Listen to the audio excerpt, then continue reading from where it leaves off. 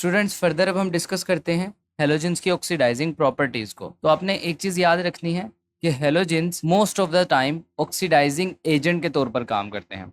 यानी कि जब भी ये किसी दूसरे एलिमेंट के साथ रिएक्ट करते हैं तो ये एज एन ऑक्सीडाइजिंग एजेंट के तौर पर काम करते हैं, यानी दूसरे एलिमेंट को ऑक्सीडाइज करते हैं और खुद को रिड्यूस करते हैं। अब इसका क्या मतलब है, इसे हम एक एग्जांपल से समझते हैं। जैसे कि आप यहाँ देख सकते हैं कि हमने सोडियम लिया है जो कि एक मेटल है, और इसके साथ दूसरा हेलोजन लिया है जो कि है क्लोरीन। अब हम इन दोनों का रिएक्शन करवाएंगे और देखेंगे कि ऑक्सीडेशन किसकी हो रही है और रिडक्शन किसकी हो रही है। तो हमारे केस में हमने देखा कि प्रोडक्ट में हमारे पास Na पॉजिटिव आयन बना और Cl नेगेटिव आयन बना। Cl नेगेटिव का क्या मतलब है कि इलेक्ट्रॉन Na से Cl के पास आ गया। अब Cl के पास इलेक्ट्रॉन आ चुका है तो इसी वजह से उस पर नेगेटिव चार्ज आ गया। गेन ऑफ इलेक्ट्रॉन क्या होता है? गेन ऑफ इलेक्ट्रॉन रिडक्शन होती है। तो हम कह सकते हैं क्लोरीन की रिडक्शन हुई है इस केस में। और इसी तरह से लॉस ऑफ इलेक्ट्रॉन क्या होता है? ऑक्सीडेशन। तो सोडियम की ऑक्सीडेशन हुई है। तो यहाँ तक तो बिल्कुल क्लियर है, क्लोरीन की रिडक्शन हुई है और सोडियम की ऑक्सीडेशन हुई है। तो इसीलिए क्लोरीन ने काम किया है एज एन ऑक्सीडाइजिंग एजेंट, ठीक है, क्योंकि इसकी खुद की तो रिडक्शन हुई है लेकिन इसने ऑक्सीडाइजिंग एजेंट के तौर पर काम किया है और दूसरे एलिमेंट को ऑक्सीडाइज किया है, ठीक है। तो इसीलिए हम कह रहे हैं कि हेलोजेंस जो होते हैं वो most of the time as an oxidising agent काम करते हैं। इनकी ऑक्सीडाइजिंग पावर डिपेंड करती है एनर्जी ऑफ डिसोसिएशन पे, इलेक्ट्रॉन एफिनिटी पर और हाइड्रेशन एनर्जीज पर, और उसके अलावा हीट ऑफ वेपराइजेशन पर। ये चार फैक्टर्स हैं जिन पे इनकी ऑक्सीडाइजिंग पावर डिपेंड करती है कि कौन सा एलिमेंट कितना ज़्यादा ऑक्सीडाइजिंग पावर शो करता है। तो यहाँ पर आपने याद रखना है कि एनर्जी ऑफ डिसोसिएशन जितनी कम होगी उतना ज़्यादा ऑक्सीडाइजिंग पावर होगा, ठीक है।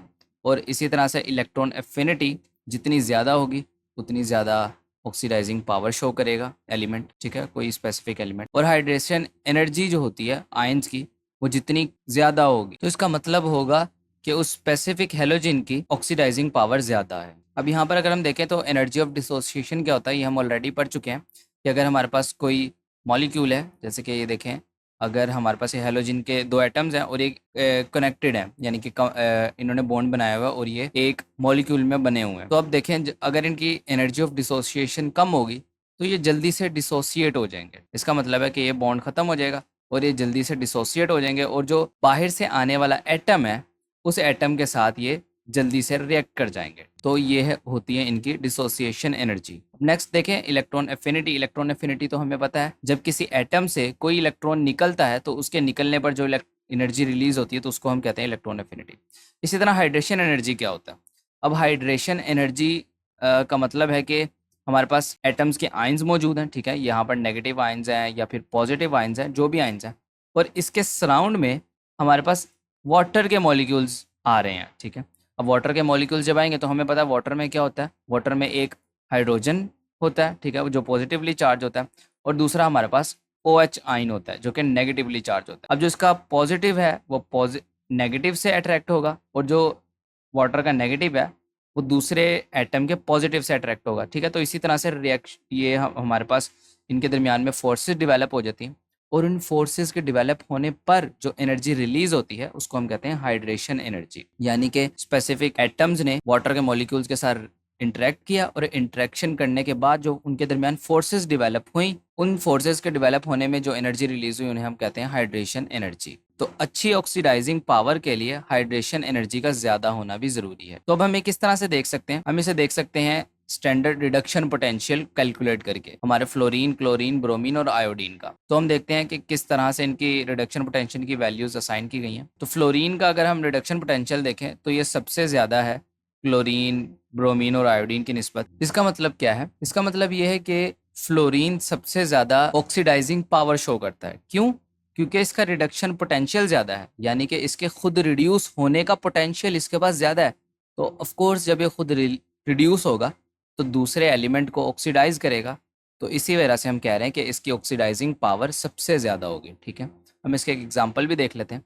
फॉर एग्जाम्पल अगर हम फ्लोरीन और क्लोरीन को एक सेल में बंद करें और इनका रिएक्शन देखें, ठीक है, हम इनका एक सेल बनाते हैं, तो देखें सबसे पहले क्या होगा, क्लोरीन हमारे पास जो है, अब चूंकि ये दोनों एक दूसरे से कंपेयर करेंगे अपना रिडक्शन पोटेंशियल। अब चूंकि क्लोरीन का रिडक्शन पोटेंशियल कम है तो ऑफ कोर्स उसे ऑक्सीडाइज होना पड़ेगा। ऑक्सीडाइज यानी कि लॉस ऑफ इलेक्ट्रॉन्स, अब उसको इलेक्ट्रॉन्स लूज करने पड़ेंगे। तो यहाँ पर क्लोरीन हमारे पास 2 इलेक्ट्रॉन लूज कर देगा और ये 2 इलेक्ट्रॉन्स चले जाएंगे फ्लोरीन के पास, और फ्लोरीन दोनों इलेक्ट्रॉन्स को एक्सेप्ट करके हमारे पास फ्लोरीन नेगेटिव आयंस बनाएगा। और अगर हम इसके साथ इसकी रिडक्शन पोटेंशियल भी लिखें तो रिडक्शन पोटेंशियल हम इस तरह से लिखेंगे कि हम E0 equals two plus 2.87 volt लिख देंगे। अब देखिए यहाँ पर ये पॉजिटिव में ही आया है क्योंकि इसका रिडक्शन पोटेंशियल पॉजिटिव में है और ये रिड्यूस ही हुआ है, तो इसी वजह से हमने पॉजिटिव। जबकि क्लोरीन के केस में बात करें तो 1.36 इसका रिडक्शन पोटेंशियल है पॉजिटिव में, लेकिन अगर हम बात करें रिएक्शन के अंदर तो इसको नेगेटिव कर देंगे। क्यों? क्योंकि ये तो था रिडक्शन पोटेंशियल, लेकिन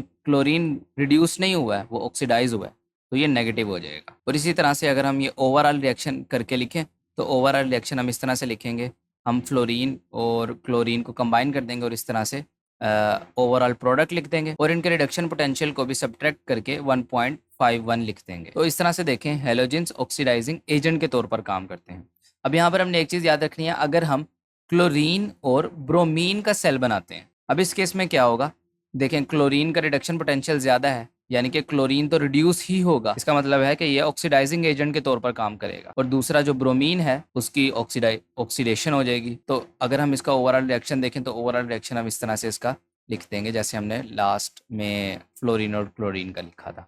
तो इस केस में क्या होगा, इस केस में क्लोरीन ऑक्सीडाइज करेगा ब्रोमीन को, लेकिन आपने एक चीज़ याद रखनी है, ब्रोमीन क्लोरीन को ऑक्सीडाइज नहीं कर सकता। ठीक है, जिस तरह से क्लोरीन फ्लोरीन को ऑक्सीडाइज नहीं कर सकता, इसी तरह से ब्रोमीन क्लोरीन को ऑक्सीडाइज नहीं कर सकता और आयोडीन ब्रोमीन को ऑक्सीडाइज नहीं कर सकता। ठीक है, तो ये आपने चंद चीज़ें याद रखनी है। और ये सारा डिपेंड किस पे करता है, डिपेंड करता है रिडक्शन पोटेंशियल की वैल्यूज़ पर। जिसका रिडक्शन पोटेंशियल ज़्यादा होगा वो दूसरे वाले को ऑक्सीडाइज कर देगा। तो ये हमने हमारा टॉपिक जो है इसको क्लियरली डिस्कस कर लिया।